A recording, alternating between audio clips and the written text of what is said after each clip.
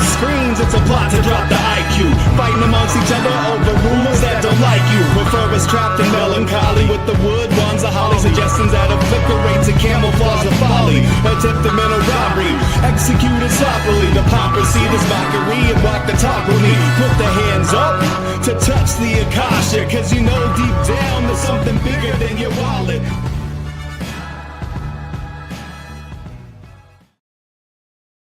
Sweet eternal balance of all that is good, true, and beautiful. Friends, welcome to this perhaps sad episode of Rogue Soul, where we're going to talk about political assassinations and specifically the political assassination of Charlie Kirk, who before today I have not spent more than 5 minutes thinking about. So I'm not a personal fan. I'm not an expert. I don't know really Charlie Kirk at all, except that I knew he was Republican. I didn't even know he started Turning Point USA. I don't, to be honest, I still don't know for sure exactly what Turning Point USA is, except that it's Republican. It seems to be it seems like it really increased the fervor of youth for Republicanism, conservatism in general, and popularized perhaps some of the people that I have actually come to know and love, like Candace Owens, who I respect a lot, and Anthony Brian Logan, and some of these people. And they seem to be really good friends with Charlie Kirk. And so, I don't know how I went this long without really knowing who he is. He's a very famous person, both beloved and hated deeply for, which is obvious now. But, when I first heard today that he had been shot, I was sure that he was going to live. And I'll tell you why a little bit later about why that I felt so sure about that. And that is not, in fact, what has happened. So we have a pretty high profile political assassination successfully carried out today. And what's really, really sad too, again, not knowing much about him, I just kind of have seen so much about him today now that I've looked into, is just to see what's going on, why people might hate him. And he seems like a really very good debater who actually uses appropriate debate tactics and doesn't fall into logical fallacy, uses actual evidence to back up his claims. He reminds me actually of Ben Shapiro and Steven Crowder in that way. They're all very good at knowing actual facts and using them to their advantage in a discussion. He seemed really kind to the people he was debating. He doesn't try to make them look stupid, or, I mean, they do that on their own. But he doesn't rub it in. He doesn't seem to like, gotcha, or like, just like have all this ego in it. Really, he doesn't. He seemed actually the opposite of what I expected. The few times I've thought about him, I'll be really honest, and I judged him as just another sort of rich, Republican sort of person. And that's my own bias and my own stuff that I'm working through still, even to this day. I will often judge people, right? So I just kind of cast him off as like arrogant, as an arrogant rich kid. No, after watching many moments from many of his debates today, I don't see arrogance at all. I don't see rudeness. I don't see talking down to people. I don't see any of the stuff that I actually, to be honest, see almost exclusively, meaning not only exclusively from the left, but the left almost exclusively only uses those tactics. So I'm saying, like, people outside of the left definitely use those tactics, but the left only uses those tactics of attacking people personally and logical fallacy and super ego, super aggressive, really bullying. And again, some people on the right do too, but the left almost only uses those tactics. He didn't use any of those.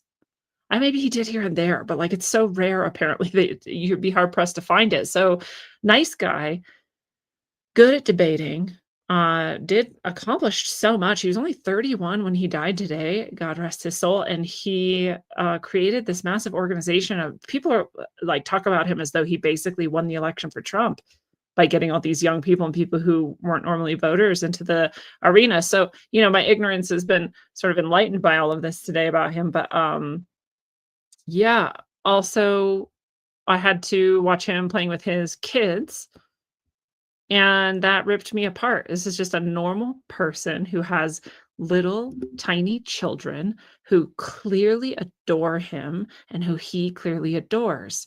That means he's a good father, better than most I could point at. Just looking at those interactions, you can see that. And somebody chose to rip him away from them because he said words they didn't like. And that's it. He said words they didn't like, and that's it. That's literally the extent of it. So we're going to talk about what happened today. And also, because you and many may characterize me as a conspiracy theorist, but lately I seem to have the role of anti conspiracy theorist because so many of the conspiracy theories that arise now are weaponized garbage that is propaganda, and yet it captures the mind of many. And I believe that's also happening with this. So I'm going to share some points of view that will hopefully dispel some of the things that I don't actually think are happening, but that black pilled people and conspiracy theory people are going to definitely go down that route. So, with a grain of salt, we always want to look at things with open eyes. We always want to hold ourselves to a high standard, and not claim to know things we don't know, and not jump to final judgment, maybe ever. But definitely not this early. But we'll share some of the things that we can know or seem to know about this and see through some of that garbage. So, without further ado, let us look deeper into this. Of course, go to roguesoul.org for everything that I do. My heart-centered healing class is starting this Sunday, so last chance to sign up for that. Become a healer is this button here right on the main page you can use. You can also receive healing from me one-on-one. You can also get there through this schedule button. It will take you right to all of the coaching, talk, spiritual healing, and teaching options that I have there. You can get my books here. You can hop into the shop and see all of the powerful orgone, all sorts of stuff here at Rogue Soul. And this is the place to go. Also, if you want to support what I do and receive extra content, then you can go to rogueways.substack.com. If you become a paid supporter, it is the best way to support the show. What I do is also where you will get channeled messages from spiritual ancestors if you are keen on that, if you become a paid supporter. Otherwise, you get all the free content. I write lots of articles, lots about health, wellness, politics, esoteric, occult, society, everything, consciousness, all of it. And that's all there at rogueways.substack.com. As soon as I heard that this person, Charlie Kirk, had been shot, it was obvious that it was political. This was at an actual Turning Point event. It was in Utah at a college there. It was an outdoor event. Looked like thousands of people were attending it. He is both well-loved and well-hated, as I said. And so that's where this happened. So it was obvious that it was political because he was at an actual political event. He's a political person, and that's what he does. It's all he's done. And instantly on Reddit, people were piling on the celebration. So, it's obvious when anyone gets shot, when anyone, at this point, we still didn't know if he was dead or not. A lot of people were like, oh, it was obvious from the beginning he was going to die. I don't know. I don't assume, right? I just want to see what's going to happen. And so wasn't sure yet, but people were very sad and praying for him to come through it all. And then a lot of people, like those on Reddit and the leftists, were instantly celebrating the attack on a person who was literally causing no harm, was not doing anything wrong, wasn't harming anyone, and hasn't so far been shown to be harming anyone. And just joyous that this person might die. I just had to stop and ask myself, because I used to be a communist and I used to be a leftist and I used to be in the victim mentality. And so I was like, was I like this? Did I also just celebrate wanton violence against people I didn't know? And I really don't think I was. I really can't think of examples. I definitely will sometimes feel that way, especially for who I perceive to be the worst villains of the world, like the Klaus Schwabs, the Bill Gateses, the people who have very, very clearly done great harm to humanity, or have actively worked to suppress populations and humanity. Then I get a little more likely to be able to be like, man, I hope that guy dies, right? And that's still not my best moment. It's not my best self. It's something I would like to not do, honestly. I'd like it to be just. I'd like it to be found that these people have done these crimes and then be held accountable by the collective. That's the best way to do these things. But I just don't think I was ever like that. But this is like an epidemic at this point. This is a screenshot, and it says shots fired at University of Utah, I believe, campus. Charlie Kirk reportedly has been hit. This is in a Reddit thread just about Utah.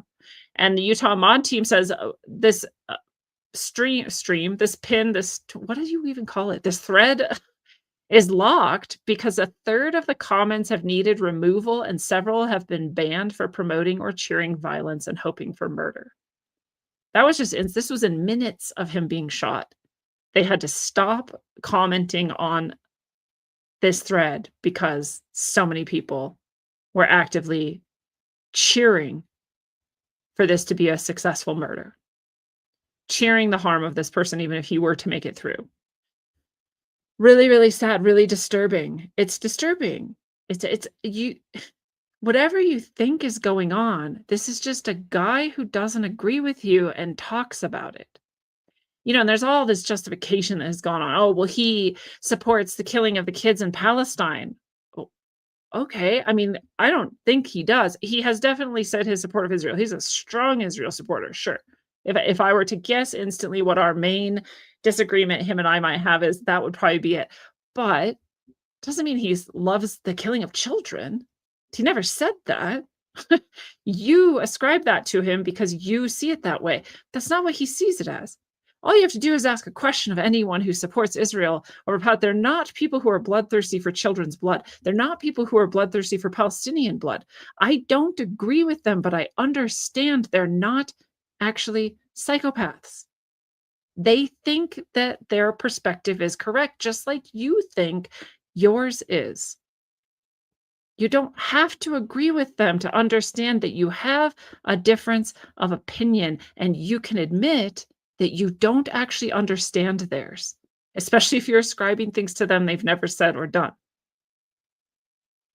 So, yeah, can you criticize him for that? Sure, do all you want. Criticize all you want. Go debate him. He debates people in public, apparently. But claim that he's harming you, claim that he's violent because of that, that's not true. It makes you seem delusional. And people are like, "He's hurt so many people." Has he? Do you have any evidence he's actually harmed anyone? No. What you mean is his words made you feel uncomfortable, or his words bothered you, or you attributed your own misery to the ideas he promotes in society, and so you used him as a convenient target because you haven't healed yourself. That's what you really mean. You just don't know it because you're not very aware of things. It's so sad too, because when you turn and look at something like this, even before he was officially announced dead, and you're celebrating his murder and you're celebrating what happened to him because you say he did harm to people, you're encouraging this continuation of violence like this. You're encouraging it in yourself, you're encouraging it in others. You're justifying it based on a feeling you had one time about this person. I said pretty quickly after this happened, whether he lives or dies, whoever did this should have to sit in a room with a constantly playing video of Charlie Kirk playing with his children for 10 years. Is very clearly rhetorical. I don't think that's actually likely to happen, obviously. My point was, you dehumanize someone, you take away these things, you say, "Oh, they're hurting people and they're doing this and they love to kill Palestinian children," but you watch them play with their children, you have to stop a little bit. You have to correct yourself, unless you're just a psychopath, and most of these people aren't. They just play one on TV. But you have to humanize someone a little bit more when you see them playing with their children. If you have to sit there and watch that, you'll actually maybe stop at some point and go, "What did I do? I thought I was shooting someone who's a big, bad Nazi, a hateful, bigoted, racist." All these lies people have told about him. I can't find any evidence of it. Again, I didn't even know who he was, but I went looking. Is he? No. Has he said racist things? No. Has he said he wants children to die anywhere in the world? No. Has he hurt anyone? I can't find a violent history. I can't find a rap sheet. Are any of the things you say true about him? No. But what is true is he had children and a family, and he was a father, and he seemed good at it. And you just ripped him away from his children. His children will never, ever be the same. Their whole lives will suck. I know, my father died too. Their whole lives will be harder for the rest of time. It never stops hurting. You never stop missing your father. Dude, even people with bad fathers, even if there was a side of him we don't know, even people with the worst fathers never stop missing their fathers. You just did that to them For words a person said. And you can get into this whole thing, "Oh, some words are violent." No words are violence. A very direct incitement to violence requires you to say who, what, where, when, and none of that happened. This person was not inciting violence, so his words were not violence. Nothing he did warranted being murdered, and I'll say it again, just like Luigi Mangione's death or murder, it's like a pussy. You're a pussy. In Mangione's case, he came up behind this guy. The guy didn't even know he was there, and he shot him in the head. Well, you're a pussy. You can't even look this person in the face and say, "You deserve to die," despite that you have a family that loves you and that you love, and you personally haven't harmed anybody. I'm going to kill you. Okay, well, you're less of a pussy if you can do that to someone's face. You get up on a roof hundreds of feet away and you shoot someone with your rifle because of words they said. You're even more of a pussy. And the left loves pussies. The left loves weakness. The left loves, I don't know why. I don't know how they got this way. I mean, I do actually know why. I know exactly how they got this way. They refuse to take responsibility for themselves. At every level, they refuse to take responsibility for themselves. I don't know a leftist who takes full responsibility for themselves. And when they do, when they start to in a conversation, if they'll have one, they start to move away from leftist ideas. It's 100% of the time. In fact, I'd say that's the biggest danger, the biggest threat Charlie Kirk posed to the world was getting leftists to stop being leftists by talking to them. It's amazing how it happens. You actually can't stay a leftist if you're exposed to logic and you're a logical person. You can't. This is what happens. This is why they say if you're not a leftist when you're young, you have no heart. If you're not a conservative by the time you're old, you have no brain. Because it's true. If you have logic available to you and you're not emotionally reactive and you're not emotionally damaged and you're not emotionally lacking in self responsibility, you absolutely will. Because the facts don't support your point of view. They just don't. I don't care. You can still think it, but you don't got facts on your side. So they had to shut down this Reddit thread because a third of the people were celebrating his death. Reddit, this is kind of leftist, so it's not surprising that many people do it. It gets kind of deeply, deeply upsetting, though, that this many people will publicly show their demonic self, that they'll publicly show falling into their lowest aspect of self, that they will celebrate the darkest, biggest failures in their souls publicly. This is the place that we're in right now. It's a very sad place to be. So here is a video of Charlie Kirk and his children. You won't be able to hear it, and if you could, it would probably make you cry even more. And here's his daughter running to jump in his lap. Uh, there he is riding a train, seemingly, I think, with his daughter. There's this, I think, maybe son. I don't know. He has two kids, seemingly. There's his wife. They seem happy. There's them being happy together. They're young people. He's like 30. These are his kids. They're like, if I had to guess, I'd say like 2 and 5. If any of these are recent, they're very young kids. It's heartbreaking. These kids now have to grow up without a father because someone didn't like the things he said out loud. None of which were wrong, none of which were illegal, none of which were harmful, none of which were violent, none of which were anything but just actually really respectful at times where I was like, man, I wouldn't have been able to stay that respectful in that moment. These people are animals sometimes. Like, they're just the dumbest sometimes. And it would be hard for me, as you may know, having watched me for a while, be hard for me to not just snap at that. Like my lower self would come out and he did it. I don't even know how he had the patience. Now he's dead. And the press has not done well with this, as we would expect. The mainstream media, MSNBC, CNN, and the like, just immediately going into the most horrible takes. Here's MSNBC suggesting that the man who shot Charlie Kirk was a supporter shooting their gun off in celebration. Literally saying, quote, "We don't know what happened yet. It could have been a supporter shooting their gun off in celebration." How stupid, hurtful do you have to be to say something like that out loud? You don't believe that. What you do believe is that the right is a bunch of, like, honky tonk, like, hairy beer chugging, like, just shooting at nothing and just like, "Yeah!" Because you're a bigot, actually. You're a bigot. The left is the most likely to misclassify their perceived enemies. They're the most likely to be bigoted. They come out with this all the time, like, "Oh, the uneducated right wing, like, yokels living in the rural area." Yeah, you're the hateful one. You just said out loud that one of his own supporters would be so ignorant and so poorly educated about guns and gun rights that they would just accidentally shoot a rifle hundreds of feet, hitting someone in the neck. By the way, don't watch the video if you haven't yet. It's so horrible. I watch it on accident because it's just everywhere and it's so deeply. I don't even know this guy. I don't even like him.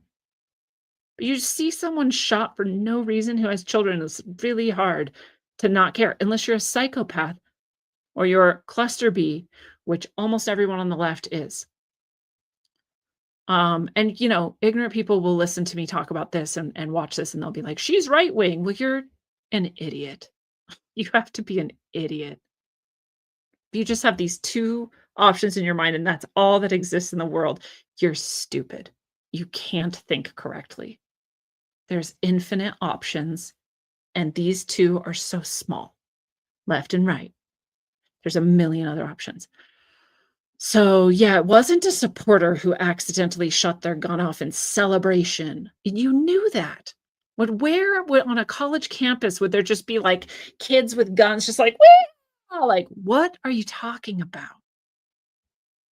You know that's not.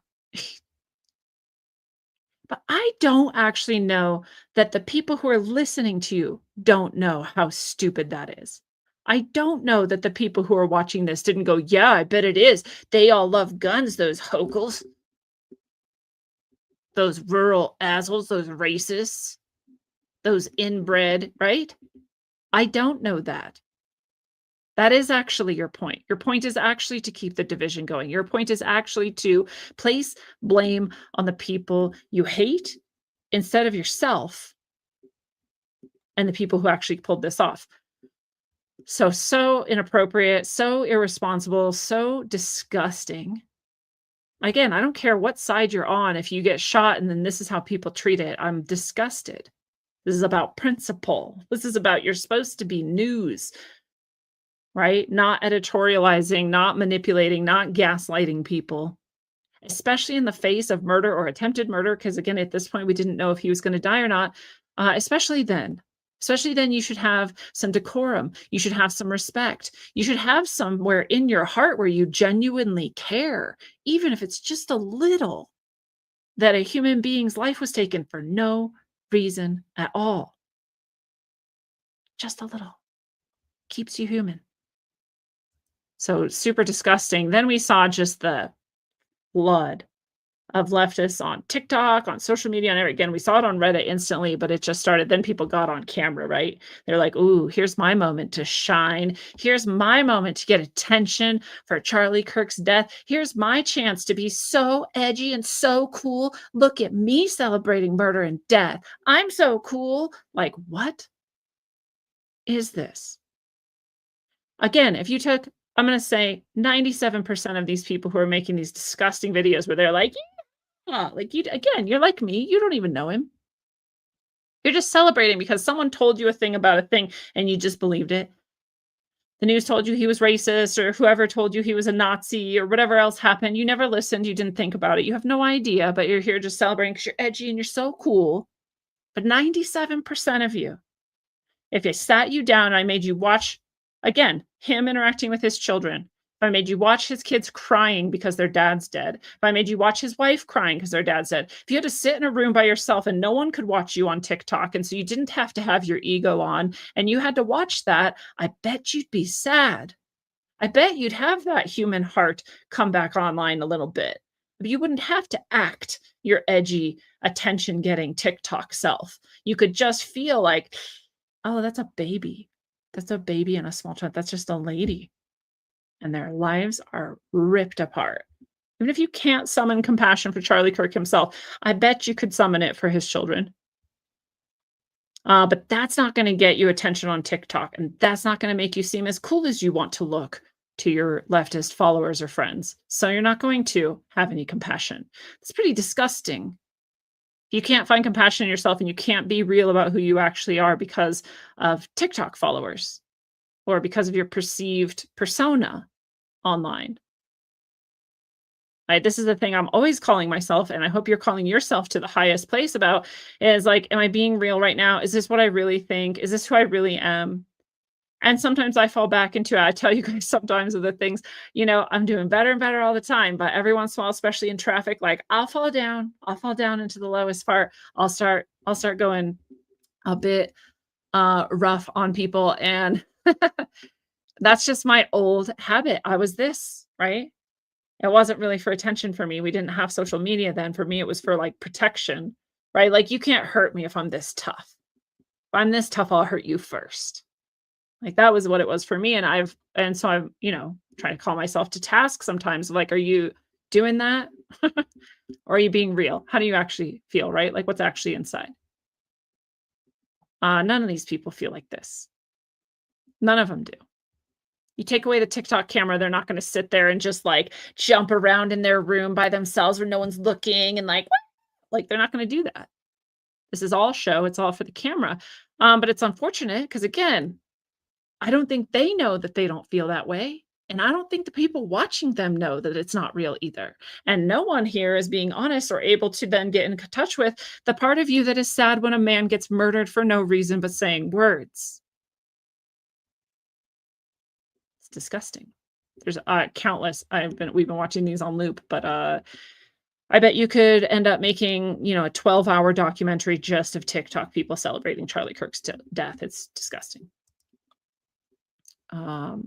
Again, this time on MSNBC, also a different guest, different expert, testimony, whatever, comes on and says, if you are someone like Charlie Kirk and you speak out and you're speaking up and you're saying all these divisive things, I mean, are you that surprised when you get shot?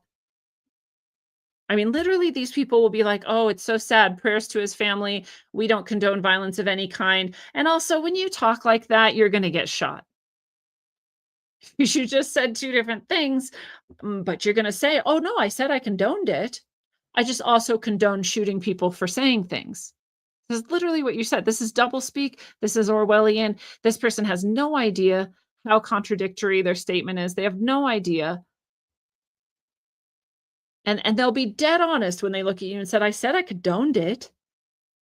And then they'll deny that the next 3 minutes of them describing how Charlie Kirk deserved to be shot and killed because of things he says, words that come out of his mouth, that's not condoning violence. They will not even see their own stuff. These people are the least self-aware people I've ever seen in my life.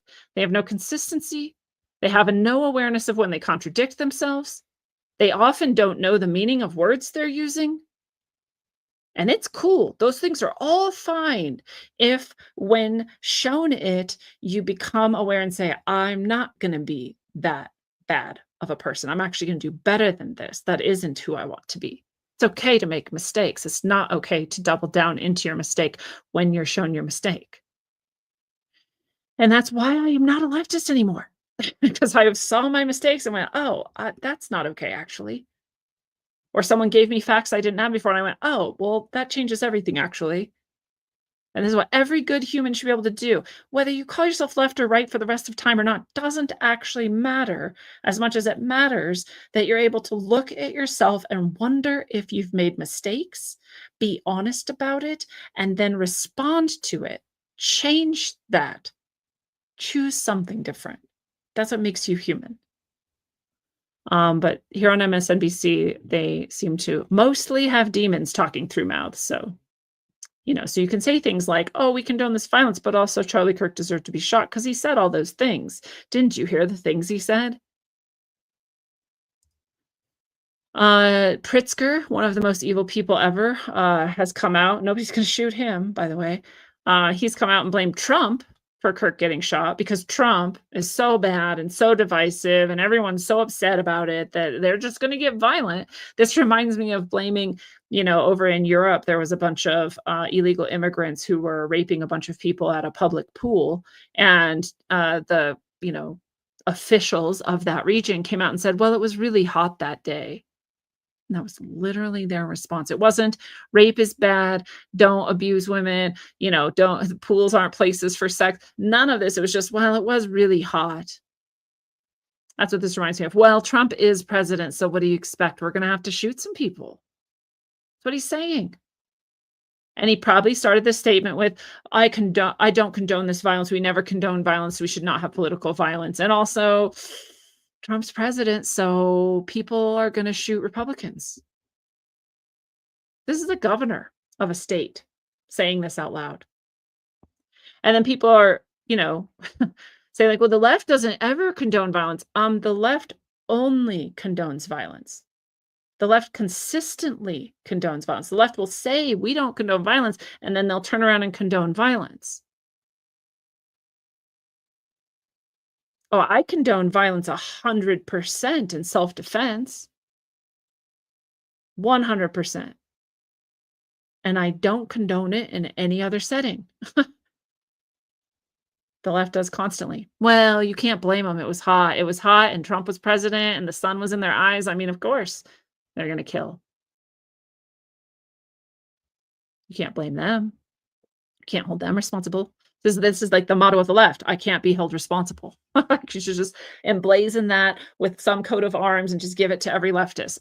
That's your motto, whether you know it or not. That's all you ever say is, I can't be held responsible. So pretty shortly after the shooting take place, they drug this man away. This man had been yelling, shoot me, shoot me. And people gave him attention and they grabbed him and dragged him away. As people have said, he looks like, I can't remember, Larry Elder, not Larry Elder. That's a totally different person. Larry from the show that I watch sometimes, doesn't matter. The rich Jewish man from the Funny Show.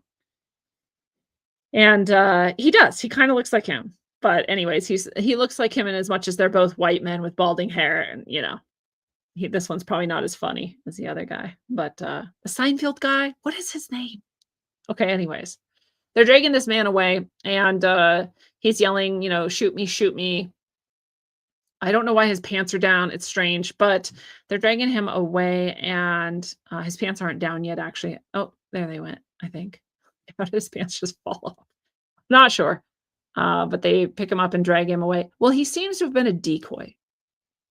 Someone was saying, like, why is he yelling, shoot me, shoot me? And I'm like, I think he yelled it to get attention, say shoot, and like everybody would just like focus on him.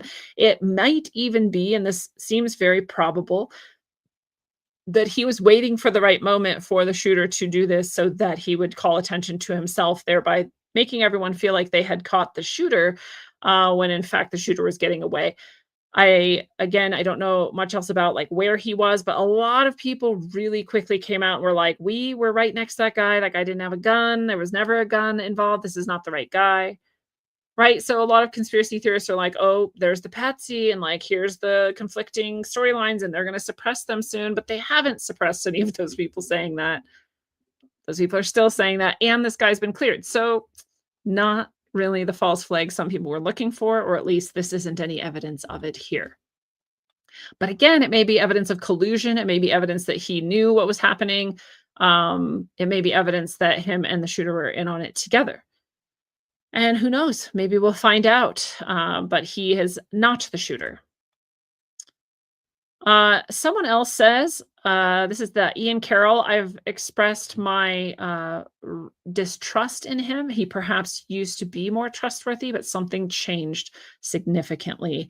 And I'll mention too that at the point where things changed significantly in the quality of his content and the way he was reporting things, which could just happen.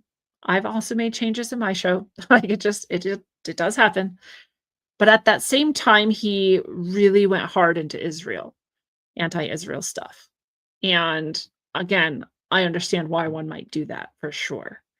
And I also sometimes wonder if people are propped up to be really extreme on that side of things in order to therefore have an example of, unhinged, like, anti-Israeli, like, conspiracy theory and how dangerous it is, and he's not even that hardcore. I'm just saying. I don't know, and I'm not this show isn't about Ian Carroll, but there was just a big change, and I'm not sure, and so that's just what I noticed. Those are just some things I noticed.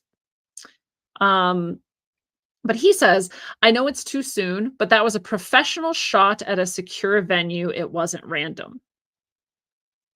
I'll tell you, it wasn't a professional shot. That was not it was a secure venue, but the shot was not from the secure part of the venue, and it was outdoor, which you can never really make 100% secure. And it wasn't random for sure. That person definitely knew what they were doing and got into position and took a shot and murdered a person. So yes, not random.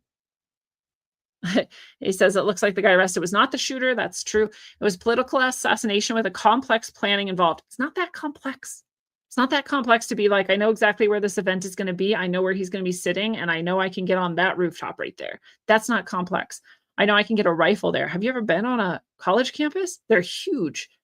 Anybody could get a rifle onto a college campus, like literally anybody ever, period. You don't have to go through any security checkpoints to get onto a campus. You don't have to have like, right, like metal detectors or want nothing.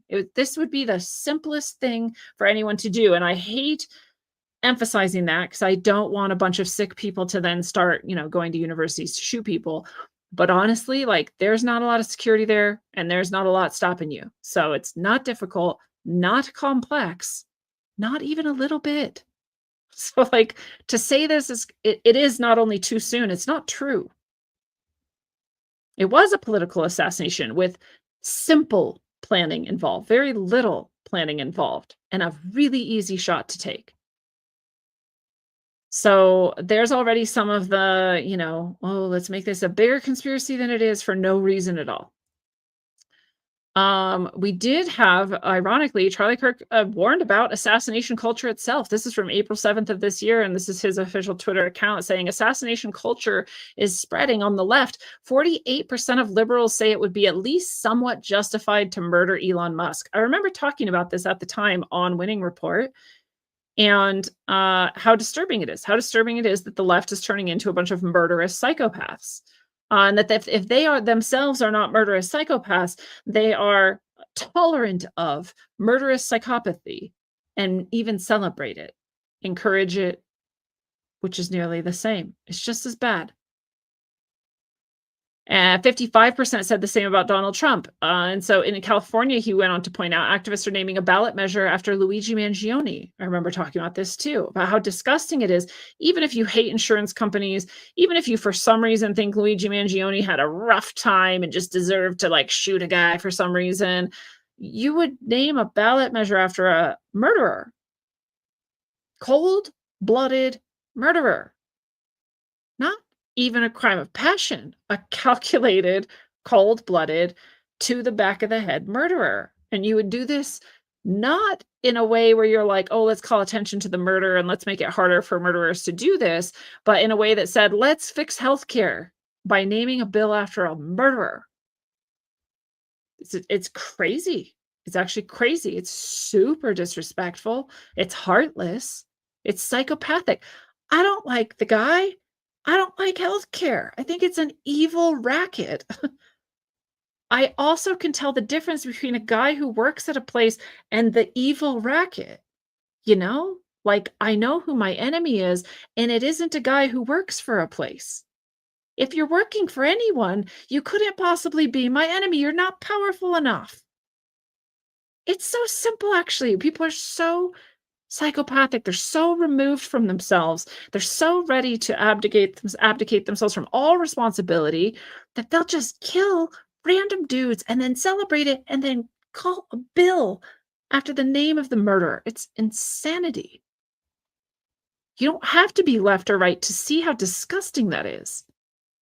So the left is actually guilty of celebrating this. They're guilty of promoting this culture. They're guilty of this rhetoric that is constantly making excuses for murder and murderers, only on their side, though. They're guilty of all this is assassination culture. It's well said, actually. And so again, even though I didn't know Charlie Kirk much before today, here's another thing I agree with. He says this is the natural outgrowth of left-wing protest culture, tolerating violence and mayhem for years on end. That's also a big part of it. Like, we're justified in our anger, so we can burn down buildings and we can harm animals. I don't know if you remember that in the George Floyd riots, but people were I can't even talk about it. I get so upset when people harm children or animals. Like, the most innocent creatures on the planet are children and animals. Anyway, so yeah, those violent protests were also part of this. So he's not wrong. So he actually called it out, and now he's been assassinated by assassination culture. He was a little too aware. And for the people who are like, oh yeah, but he's, this or that, or I don't like him, or he said these things, or I don't agree with him. Well, he changed the lives for the better of millions of kids. There's like almost nothing better you can do with your life. I say biased because I was a teacher for many years. That is my whole goal, is to affect the world positively, and especially with the youth if possible, because they're still at the beginning where they haven't made all their mistakes yet. So maybe we can help them not make them. He affected millions of children's lives positively. And you could look at these kids are so happy to be positively affected by him. And again, you can say, well, I don't like him. I don't agree with him. I hate him. And therefore, I think the way they affected them was negative. But that's not your choice to make. Those kids are happy. Those kids found purpose. They found meaning. They explored things they loved. They became more expert at issues that mattered to them. It's not up to you to decide that for all of God's children. You can have a child and not teach them those things. Fantastic. You don't get to decide it for other people. They get to decide it for themselves. This is a positive effect this man had on the world. You just took that away. He no longer can affect any of these children positively. That's not actually true, but right? He's not going to be able to continue to do this fantastic work. Again, whether I still don't even know, again, like I said, what TPUSA is. I don't care. I know they're not doing anything harmful. They're helping kids who are right wing be right wing and proud and excited about it. That's great. I don't care. I don't agree with 100% of it, but it's not bad. It's okay to have different ideas and opinions than me. It's okay for any of us to have different ideas and opinions. It's okay for any of us to say any words we want to, unless we're inciting violence, which is a very specific thing where you say where, when, and why, like I said. And we're not doing that. So you're allowed to do it. You're allowed to say the things. So he did all these good things. Here's another witness, like I may have said earlier, who is saying that the guy arrested wasn't the actual shooter. Fox did actually pan away from him, but they did go back to him then again, and you can actually see like this, and it hasn't been taken down or anything. So again, I don't think this person was suppressed. I think they were allowed to say what they had to say. I think he made a very good point that it was pretty obvious that that guy wasn't the shooter. He didn't even have a gun. He wasn't in a position to make that shot. Like, all of that is true. So even before we found out that was the wrong guy, we kind of knew from some eyewitness testimony it was the wrong guy. Then we had this crazy moment in the House floor. Our own legislative body was gathering today. I'm not sure why. It had nothing to do with Charlie Kirk, but they were gathering today. And so someone there, Representative Lauren Boebert, I don't remember which one she is, but she requests a moment of prayer for Charlie Kirk. Again, it doesn't even matter. There were Hillary Clinton and Biden and Obama and what they like celebrate their mentor who is like a grand dragon of the KKK, and no one cares. That guy died and everyone was sad in Congress and everyone talked, good things about him and no one cared. But Charlie Kirk gets shot, and at this point he was pronounced dead. So I believe that's true. I could be wrong. They might actually just be praying for his health. But either way, a moment of prayer was called for Charlie Kirk. And the Democrats, not all of them, but a good number of them, could be heard shouting, no moment of silence for him. Why? This is like the moment where they were like attacking the little boy with cancer, right? Like, they just can't help themselves. They have to show just how miserable and empty-hearted they are. No, we won't have a moment of silence. We won't pray for him. Well, then just don't. You don't actually have to say it. I don't know if you know how manners work, but you don't actually have to vocalize your dissent when someone has a moment of silence or prayer for anything ever.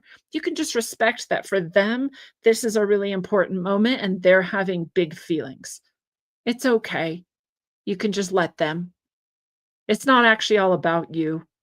It doesn't have to be all about what you think. That's actually what we call narcissism. When you request or in fact demand that the world match what you want and what you think and what you believe should be happening, that's narcissism.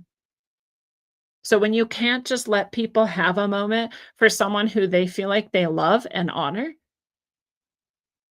someone who did nothing wrong, nothing bad to you, isn't a bad person by any measure, just has different opinions than you about things. You can't do that. There's something wrong with you. These are the people who are elected to these positions. You can at least pretend not to be evil. You can at least pretend that you've got any modicum of self-respect. So dark. It's such a dark thing too. It makes you look bad. Like it's not good PR for you. I thought you were supposed to be good at this. I thought you're supposed to be good at lying and deceiving people. You're a politician after all. You don't have to make yourself look this bad. At least pretend to be a human being. It's crazy. A spokesman at Utah Valley University says a person taken into custody after the Charlie Kirk shooting was not actually the shooter. So we learned that officially. Then we saw this person who tweets under at Najra Galvz, Najragalvz. And yesterday, this person tweeted, Charlie Kirk is coming to my college tomorrow. I really hope someone evaporates him literally. Then he replies to himself a few hours later and says, let's just say something big will happen tomorrow. And has this picture of this dog like grinning. And it's got a duper's delight sort of look to it, doesn't it? I don't know, but I know this person is being investigated now, and we'll see if it's just another person who wants to seem edgy and cool online, but isn't actually a murderous, hateful person, but who knows? So that was the day before. That was yesterday that this person tweeted that and says, let's just say something big will happen tomorrow. Who knows if they actually did anything or not? A lot of people are passing that around. They had to make their account private. So I also hope that if this person didn't actually do anything, that people leave them alone. Again, low IQ people, dumb kids, like people who are just deep in their ego in the moment, they'll say stupid stuff. We don't need to make their lives horrible for it. So if this person didn't do anything wrong, let's just let it go. Eyewitness recorded someone on the roof. And so here's the video of someone on the roof. And this is, I believe people said this was after the shooting, but I don't know. I just know you can see someone here, and different parts of different aspects of this video, you actually see them moving. So you can tell it's not just like, you know, a pile of stuff that happens to look like a person. It's definitely a person with a all black mask, all black shirt, and who knows what pants. Can't see that part. Might be black too. Blends in with the black roof. Again, planned, not complicated. If you know that you want to attempt this, you know that you have to wear something like that in hopes that people won't see you. This is not that hard. So again, it doesn't indicate a high level of anything to just be on that roof with a rifle with those clothes. I think almost everyone has black clothes, whether or not they have a rifle. But if you have a rifle, you're probably likely to be able to pull off this shot. You know, that's not what everyone has said. Luke Radowski even tweeted, whoever this is, it was a professional hit. And he just shows that from the shooter's perspective on this roof, where we seemed to see them in that video, to where Charlie Kirk was sitting is 455 feet or so. And I don't know, because I'm not a hunting enthusiast and I haven't used rifles in my life yet, only handguns.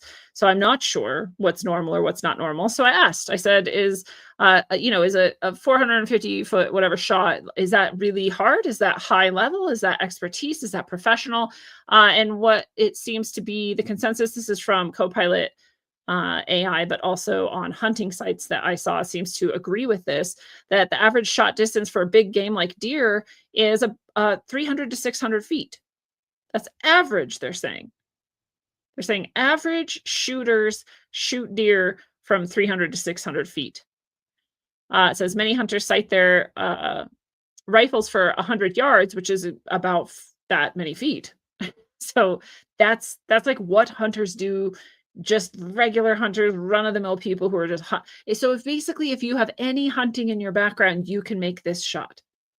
I mean, not every hunter hits everywhere that they're targeting. Not every hunter is like the best. But if you've been hunting for long, like you're gonna be a pretty good shot because if you're not hitting your game in the right place, they're not gonna die anyway, and you're not gonna take home any meat. You're not a good hunter.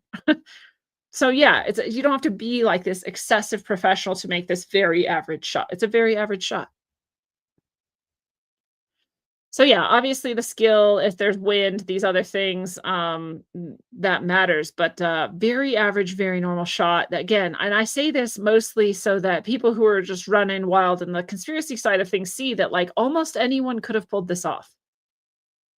And again, I hate saying that because I hope there's no crazy people listening going, "Oh, this is super easy." Like I hope people aren't that psychopathic that this doesn't continue.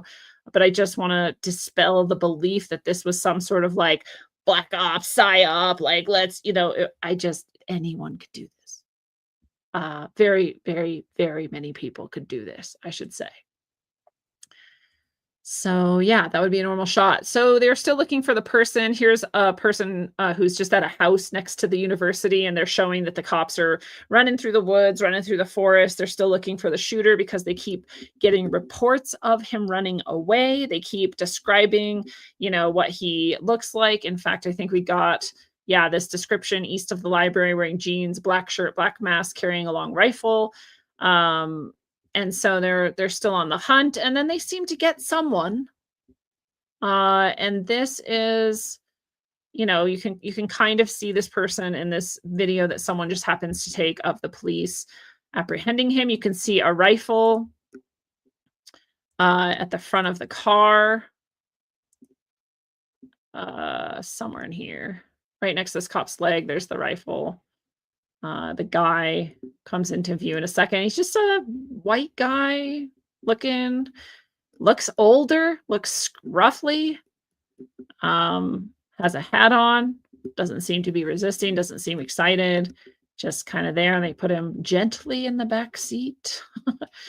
And that's about it. So this was about 4 p.m. Mountain Time, 6 p.m. Eastern Time that this video, that I found of this video. And so that was Utah. That was somebody apprehended. And we'll come back to that. But in the meantime, I have this tweet for some reason in image form from Martyr Made. It says, the messages I'm getting from very moderate, almost apolitical, right, meaning not political, normie friends and relatives tells me that the combination of the Charlotte bus murder, so that's the Ukrainian girl who was murdered on the bus, and the assassination of Charlie pushed us through a barrier of some kind.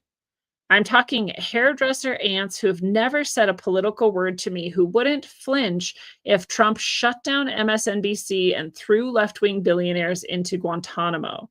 People have had enough, and this is the regime's last chance to keep the response official.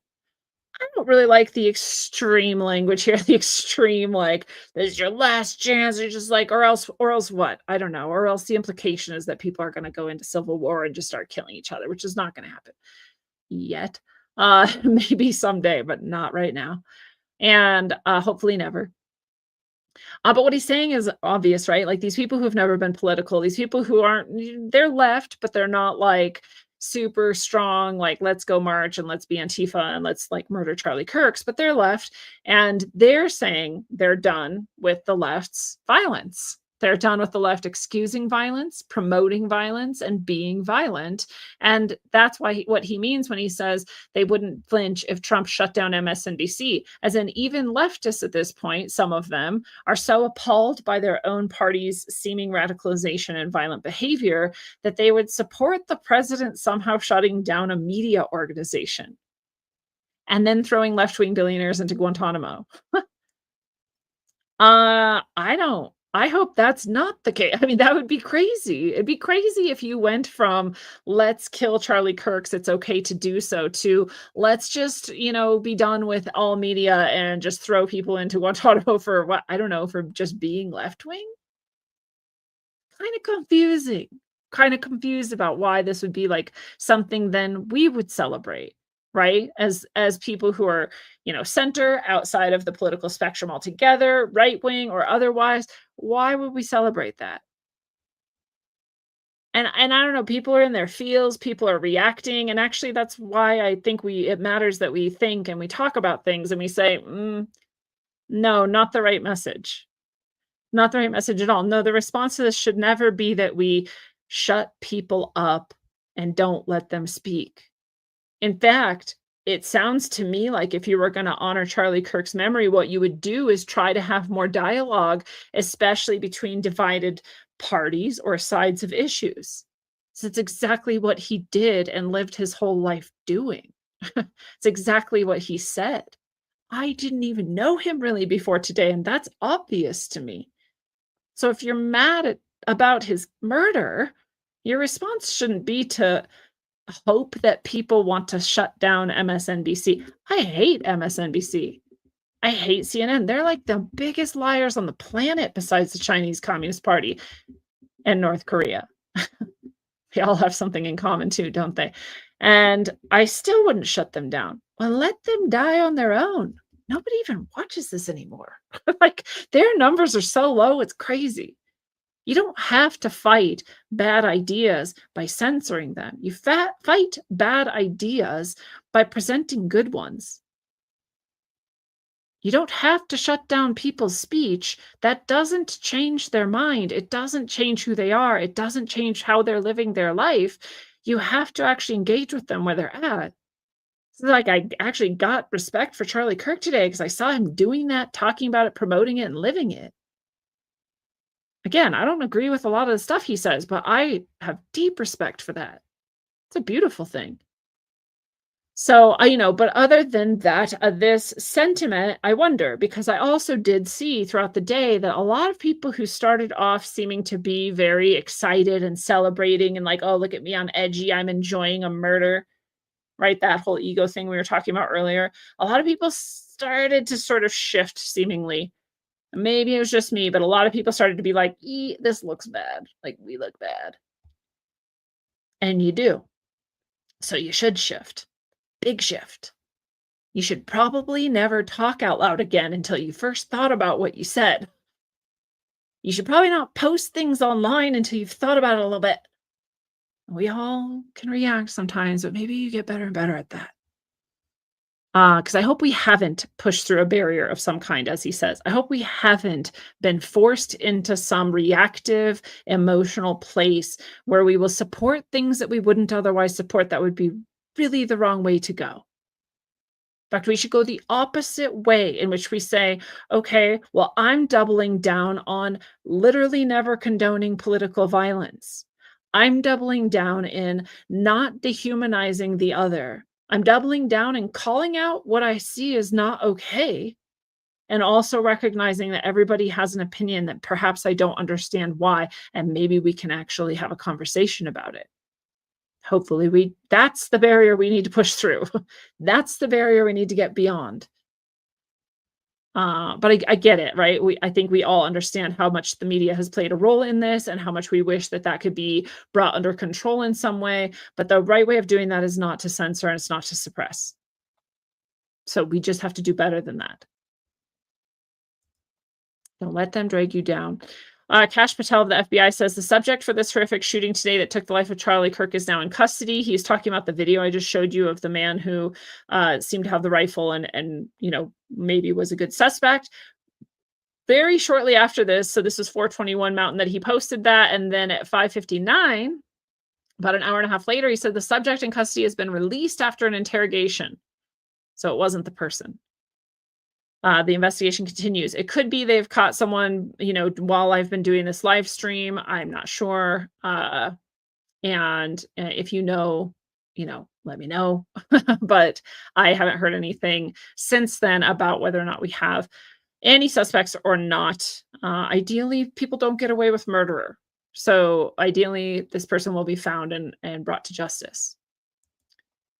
And the Utah governor did come out and say, I want to be very clear, this is a political assassination. I don't think anyone doubted that. I don't know if he needed to say it, but he said it. I mean, really, I think that's why the left's celebrating, because it's political to them, and that's why the right is crying, because it's political to them. And and everyone else watching, I think, understands that it's political. So yeah, it's a political assassination for sure. It's politically motivated. Would you call that, a hate crime? I would. You hate someone and then you kill them. Hate crime. What's interesting is I was going to go at this point and show you hopefully like a montage or a collection of examples of the left's calls to violence and celebration of violence and justification of violence and dehumanization of their enemies, therefore justifying violence. And instead, I was just shocked and stunned, actually, because that would have been easy to find, and that'd be easy. That's not stunning to me. It's, I think, something anyone who's been paying attention can see for years now. But I was shocked and stunned to see Newsweek had published in June of this year, 2025, just a few months ago, this article, The Growing Threat of Political Violence from the Left. Very unlikely. Very unlikely. I wonder how many people read this and were like, huh? Because this is not the messaging they've been getting from MSN and NBC and CNN and these places. Newsweek's definitely in that group. Newsweek's not a right-wing rag. It's not a centrist rag. So very biased towards the left. And so I just was surprised. And it's actually really interesting. They're saying, people are celebrating Luigi Mangione, as we've talked about, and that's so disturbing. They're saying, there's chants against authoritarianism and calls for due process and migrant rights. And at the same time, they stand by Luigi Mangione and celebrate his violence. So they're calling it, right, like some of this criticism. You say you want human rights, but you also are okay with cold-blooded murderers just really, really cowardly, like shooting people in the back of the head. Like, it's very confusing, right? Like I said, these people have no consistency, no self-awareness. They don't see that those things are even linked. Just very interesting, very telling about their views. But yeah, this whole article just goes into, and then assassination culture. They literally call it that. I don't know who coined it or I don't know if Charlie Kirk came up with it or if it's just a thing, but here's Newsweek talking about assassination culture. It says right-wing extremism is regularly dissected and denounced, but conservatives have long complained that political violence from the left regularly receives less scrutiny or is reframed entirely to dismiss the perpetrator's progressive views. They're totally right. It's true. I just can't believe I'm reading this in Newsweek. There's some hope, right? We don't have to destroy the MSNBCs. We don't have to resort to something that we never should anyway, like some sort of, right, censorship or suppression. So maybe they're starting to become more rational already. And like I said, maybe some people have really started to see, like, this isn't okay. This isn't healthy. It is okay to disagree with people. It is okay to feel passionately about it. It's not okay to dehumanize and murder them. Never will be. There's no case in which that's okay. It wouldn't even be okay if it were actually Nazi Germany, which everyone seems to think it is. Everyone seems to say it is. Everyone on the left, right? This is authoritarian. Donald Trump's a Nazi. It's literally Nazi Germany. Well, even then it wouldn't be okay to just decide, oh, you're a Nazi and therefore you're not human, I'll kill you. No, that wouldn't be okay. It wouldn't even be okay if they were wearing a Nazi uniform, because you don't know that person's life and you don't know what's going on. And there were plenty of people who put on a uniform to protect themselves, but then helped the other side because they knew it was wrong. You don't know. You're not God. You say, well, they shouldn't, or it's right. It doesn't matter. It's not up to you. That you don't know. So put your guns away, you psychos. I mean, have them, use them, be well trained at them, and don't murder people.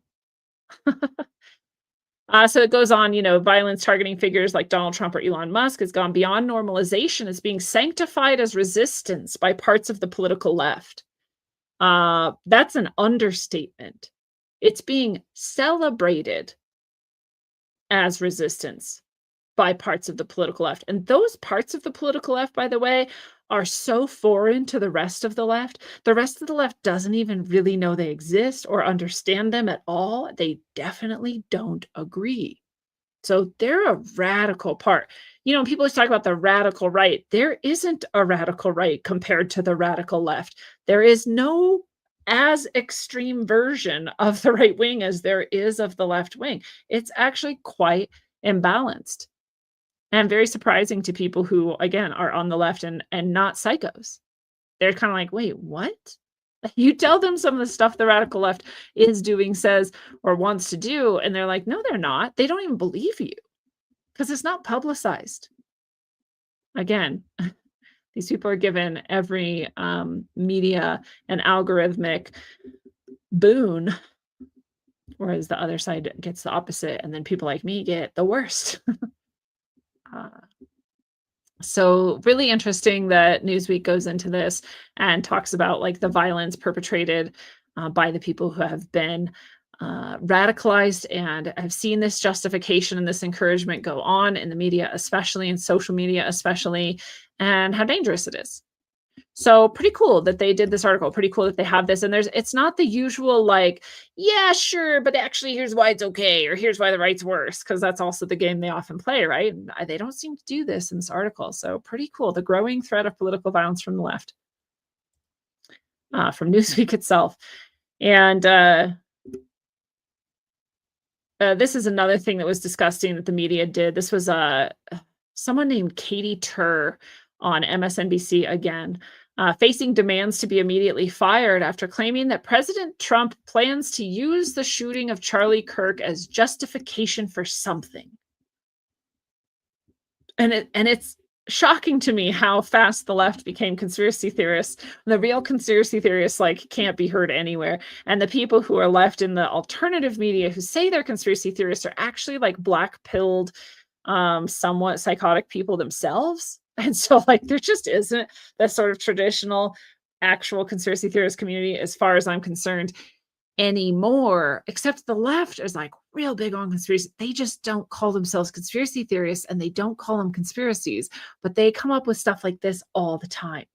And it's so ironic because all the things that the government actually has set up in order to justify taking away rights or doing things right over their heads. No, in fact, if you point any of those out, you're crazy. But they will say things like this. Oh, he's going to use this shooting to justify something. And maybe he will. But the implication also is that this shooting perhaps was set up on purpose so that he could. So interesting, the conspiracy theories coming out of MSNBC right there for you. But, this also is just so dumb. But aside from how awful it is to murder a human being for no reason, aside from how totally psychopathic it is to take a father away from his children because you don't like words he says, aside from how absolutely awful all of that is, no matter who you are and no matter what side of any aisle he happens to be on, shooting him has made him more powerful than he could ever be. You supposedly hate him, but you just made sure that everyone like me now who didn't even know who he was knows him, maybe loves him, will pick up his torch and run with it, and maybe even are willing to die for a cause now because they feel so passionate about making this right. You just ensured this man will go down in history. He will never be forgotten. You ensured it. You ensured that all of his work will be doubled, tripled, quadrupled down on now. Money will pour into his organizations. People will be dying to just be like, let's make sure all his work goes on to the death. I mean, like, literally till old age. I'm not saying they're all gonna just, like, sacrifice themselves for some reason. I'm saying this is how it goes. You made a martyr of him. You think you stopped something, you made it stronger than it was. And this is also why some of the conspiracy theorists, the black pill people are saying like, "Oh, well, this was just planned because, like, they wanted all of these people to be even stronger for the right." Well, like, no, probably not. It's technically possible. It's a weird move.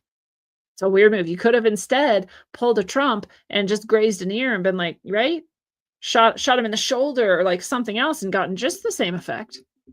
But kept the person who saved your party, that got you all these new Republicans, that made this like cool to be Republican, or right? I don't know if he's cool, but you know what I mean? Like, this movement was huge. It was very effective. And well, you wouldn't take that guy out. You wouldn't take that guy out. But the left would, because they don't understand things. The left would, because they've dehumanized the right. The left would, because a lot of them are very miserable people who are deeply unwell and totally willing to put themselves in this position, especially because they saw Luigi Mangione. Oh, people will finally love me. Someone will care. People will give me attention. My life has been meaningless thus far. Now it can be meaningful, and I'll get all this attention and love. And besides, that's not even a person anyway. And this is for the cause. This is for the glorious revolution. It's justified. So that person would do it.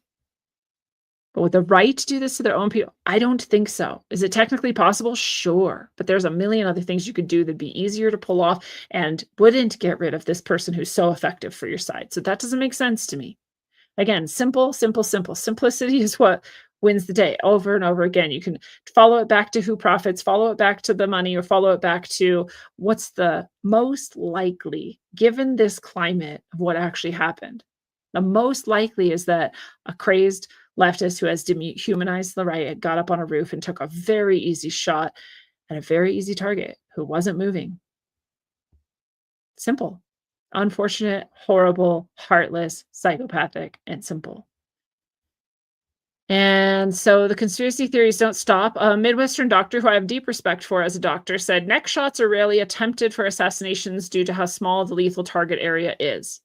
Yes, but it would be strange to assume this person was aiming for the neck. That would be for the exact reason you just stated.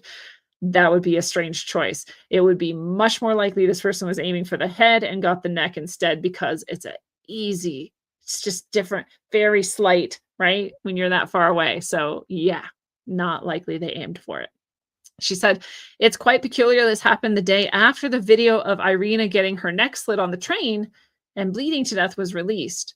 Well, that would be peculiar if that happened, but that didn't happen. She didn't get her neck slit. So nothing about the neck there.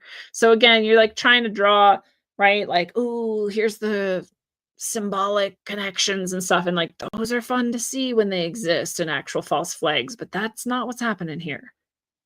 It doesn't seem that way. There's no evidence points to that. So that's what they said, and I just will say that this is not a good take. It's not a good take. It's not accurate. It's not realistic. It's not a good take.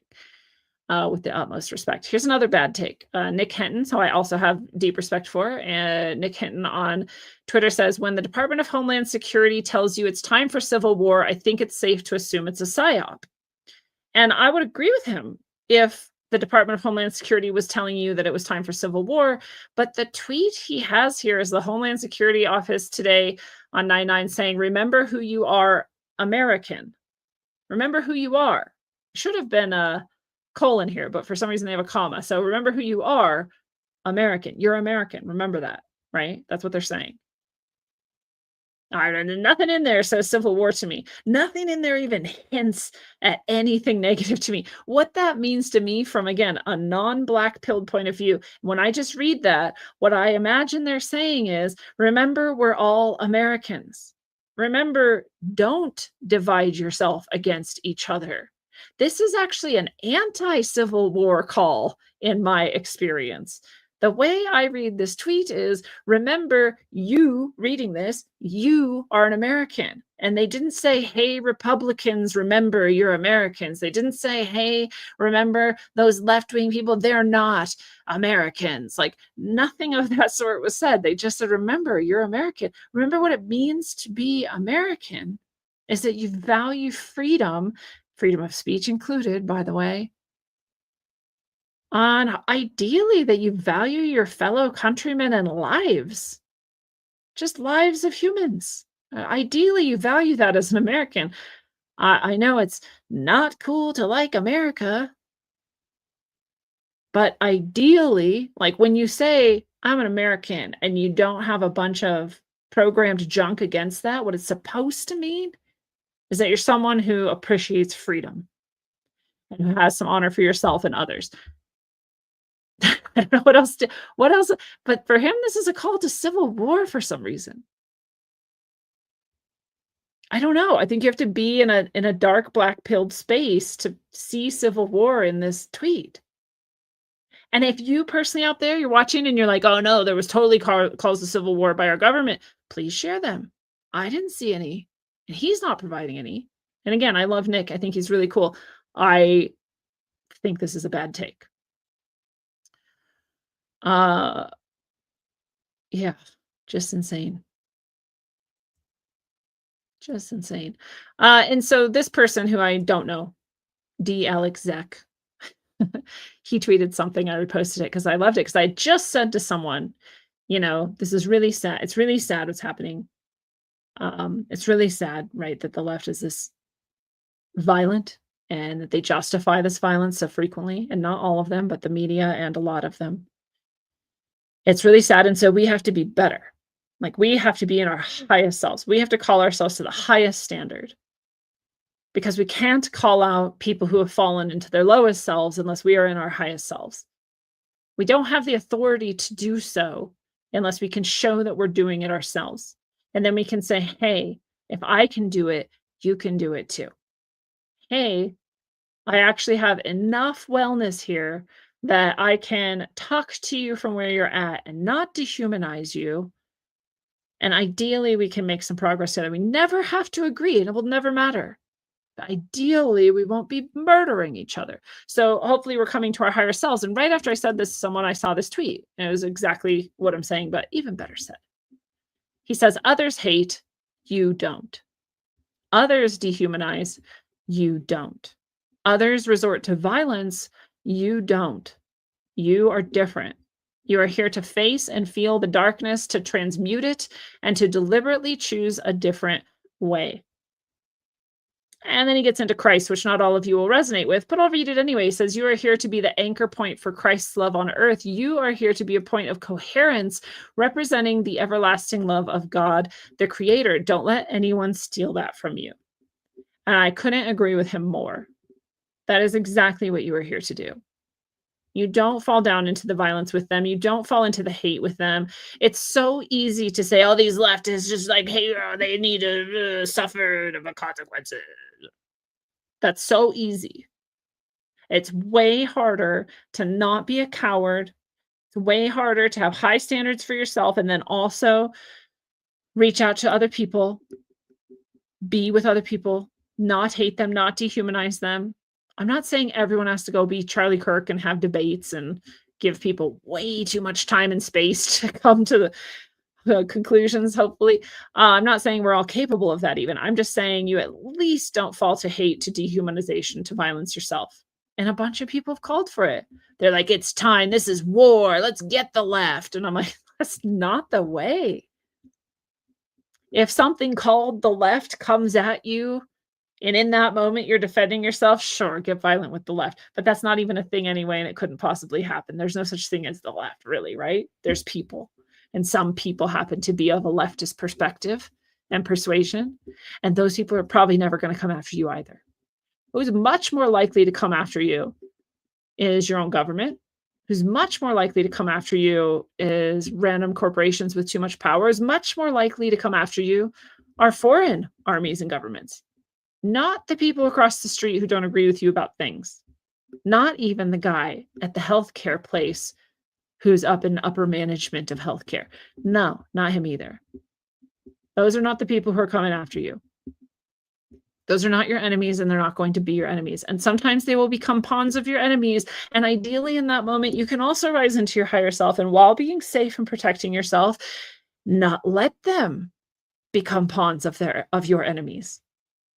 Ideally, in that moment, you might even be able to call them back to themselves and talk them down off the ledge so they don't become the pawns of your enemies, like whoever shot Charlie Kirk, like Luigi Mangione, and like the people who are participating, who had participated in all those violent riots and things over the past few years. They've become pawns of your enemies for sure. The governments, the big powerful people, like they'll absolutely use you or anyone else who volunteers for their cause to destroy, to divide us against ourselves. Those are the true demons. And the people who get up on a roof and take shots at the nicest seeming man with the most beautiful family, those people are channeling the demonic energy of these actual enemies you have. That person on the roof isn't even your enemy. In that moment, they might be a threat to you. You might need to defend yourself against them. It's not your enemy. It's a person who very sadly became very deeply misaligned with truth, with their own heart, with their own humanity, and became a channel for something really dark. It's very sad. I'm not excusing it. I'm not taking away responsibility from them. I'm saying that by the grace of God, there go I, right? You too have been deluded before, and you too have made mistakes. And I was a communist. I also made mistakes. Thank God people didn't just hate me and leave me for dead. Thank God they attempted to talk to me. Thank God they presented me with the logic that helped me get out of that way of thinking. Thank God I chose to heal myself, because there but by the grace of God go I, and there but by the grace of God go you. So don't dehumanize the shooter on the roof either. Don't excuse them. Don't let them get away with it. Hold them accountable. It's the only way anybody ever grows. Don't just cast them away. That's how your enemies win. That's not what we're here to do. And one more thing I'll say on this topic that was so beautiful to me, and why I was shocked that he died, because I actually saw from the spiritual perspective, this is what I do. I'm a spiritual healer and teacher. And I spend a lot of time on other levels of consciousness. And I was praying for Charlie Kirk, who I didn't know at all, but I knew that he wasn't someone who deserved to be shot from a cowardly person on a roof from 500 feet away. And so I was praying for him too. And I also then saw the prayers of everybody going to, I don't know how many millions of people prayed for Charlie Kirk today. It was immense. And it was so beautiful and so powerful that I was like, "Oh, there's no way he's gonna die." Naive me, because, as beautiful as that was and how grateful I am to see that, and also I wanna underscore in that it matters when you pray, and it doesn't matter how you pray, and it doesn't matter what religion you think you are, whatever.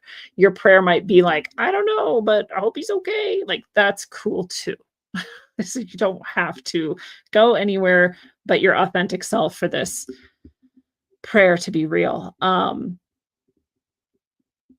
yeah, and it was so beautiful. It was so many people. It was so much light.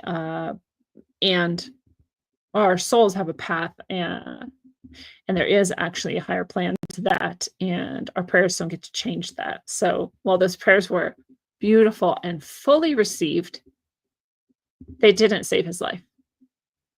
Ironically, again, a lot of people who are in that lower psychopathic, demonic sort of energy who've been celebrating this, they were like, "Oh, where's your God now? Where's your God? Your God didn't stop your bullets, huh?" Like, and no, God never does.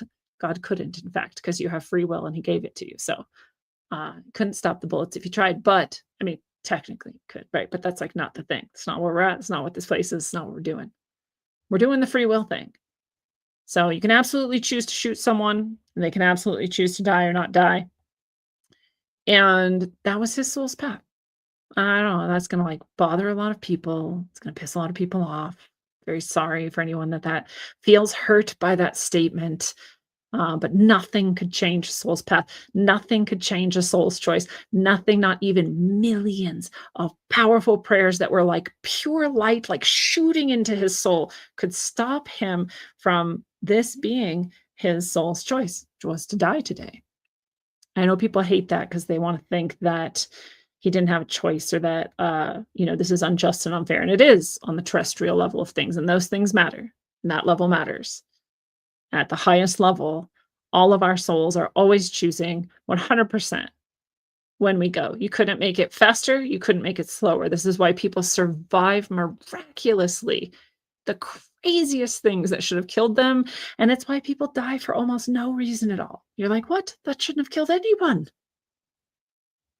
This wound definitely should have killed. Again, I don't wanna look at it ever again. I'm glad I just saw it briefly and went on. It was already hard enough for me to see an innocent person in a vulnerable state like that being horribly wounded in that way and violated in that way. But that's what it seemed like, right? That wound was never likely for someone to survive. But even that, technically, people have shot themselves through the head and lived. I mean, like, there's just beyond that. That's not even a great example. So I want to reinforce. I saw the prayers. I saw how very beautiful and effective they were. And I want to encourage you to always trust that that instinct, if you have it, is a good one to send prayer, to send hope, however brief or however simplistic or however deep, it doesn't matter. I want to encourage you that that matters.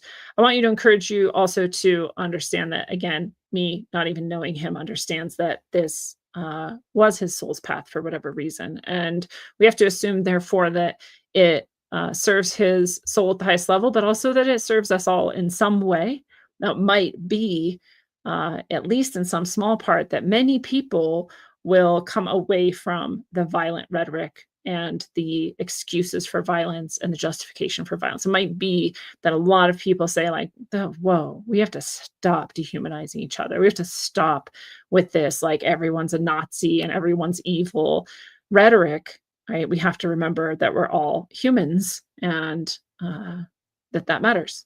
So, at least in some small or very huge and significant way, that's a part of what his soul has accomplished. And so I honor him for that. And I was grateful to be able to see that on that level.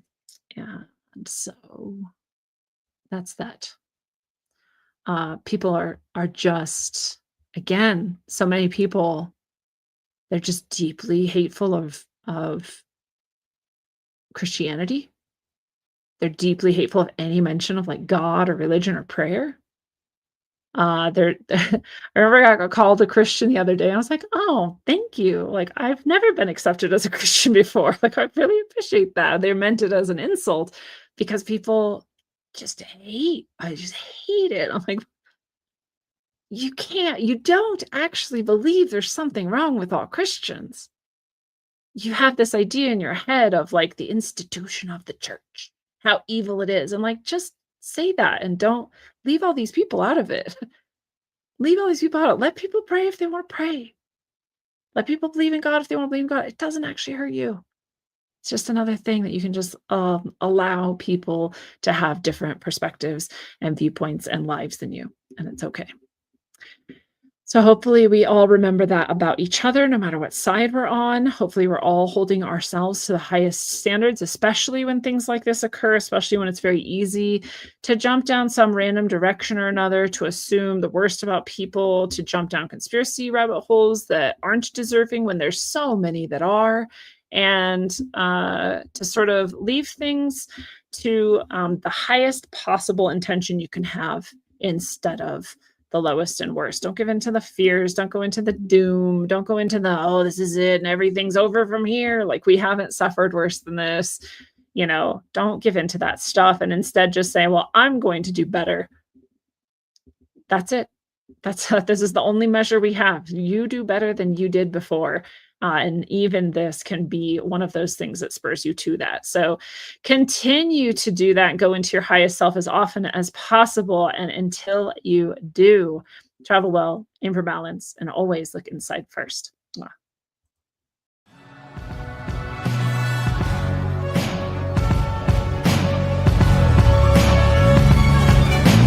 Glued to the screen. Assassinations, it's a plot to drop the IQ. Fighting amongst each other over rumors that don't like you. Prefer us trapped in melancholy with the wood ones of holly. Suggestions that a flicker rate to camouflage the folly. Attempted mental robbery, executed sloppily. Hypocrisy, this mockery, and walk the talk with me. Put the hands up to touch the Akasha, cause you know deep down there's something bigger than your wallet.